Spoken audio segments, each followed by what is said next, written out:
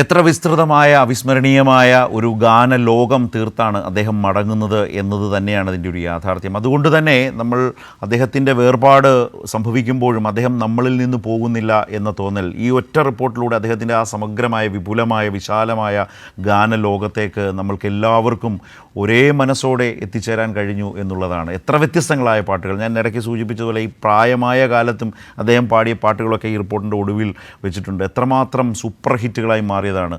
അത്ര അനായാസമായി അദ്ദേഹത്തിൻ്റെ പാട്ടിൽ തുടക്കം മുതലുണ്ടായിരുന്ന ആ ഒരു സവിശേഷതയുണ്ട്, ശബ്ദത്തിൻ്റെ സവിശേഷത, അതുപോലെ തന്നെ ഭാവസാന്ദ്രമായിട്ടുള്ള ഒരു ഗായകന് ഒരു പാട്ടിൽ നൽകാൻ കഴിയുന്ന സവിശേഷമായുള്ള ഒരു കയ്യൊപ്പാണത്, അദ്ദേഹത്തിൻ്റേതാണ് എന്ന് പറയാം. അത് ഡോക്ടർ കെ ജെ യേശുദാസിൻ്റേതായ ഒരു സംഗീത ലോകം അങ്ങനെ പരന്നു കിടക്കുമ്പോഴാണ് അതിനോടൊപ്പം തന്നെ വ്യത്യസ്തമായി അങ്ങനെ നിൽക്കുന്നത്.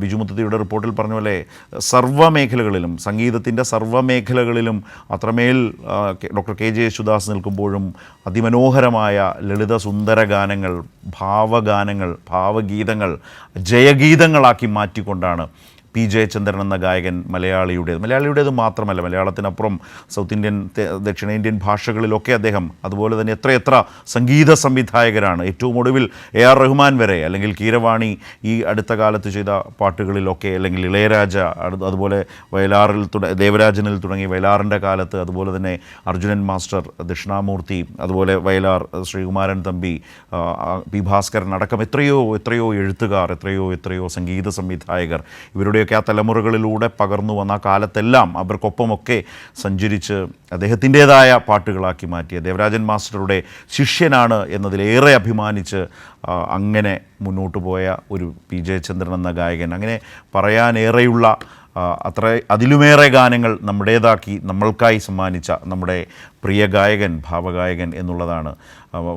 അദ്ദേഹത്തെ സംബന്ധിച്ച് ജയേട്ടൻ എന്ന ഒരു ഹൃദ്യമായ വിളിയോടെയാണ് മലയാളി പലപ്പോഴും അദ്ദേഹത്തോട് ചേർന്ന് നിന്നിട്ടുള്ളത്.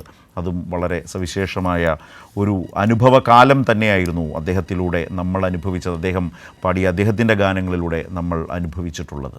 ഒരു സുവർണകാലം, നിശ്ചയമായും ആ സുവർണകാലം തന്നെയാണ് അദ്ദേഹത്തിൻ്റെ പാട്ടുകളിലൂടെ, ജയഗീതങ്ങളിലൂടെ മലയാളിക്കായി, സംഗീതപ്രേമികൾക്കായി നമ്മൾക്കായി തന്നിട്ടുള്ളത്.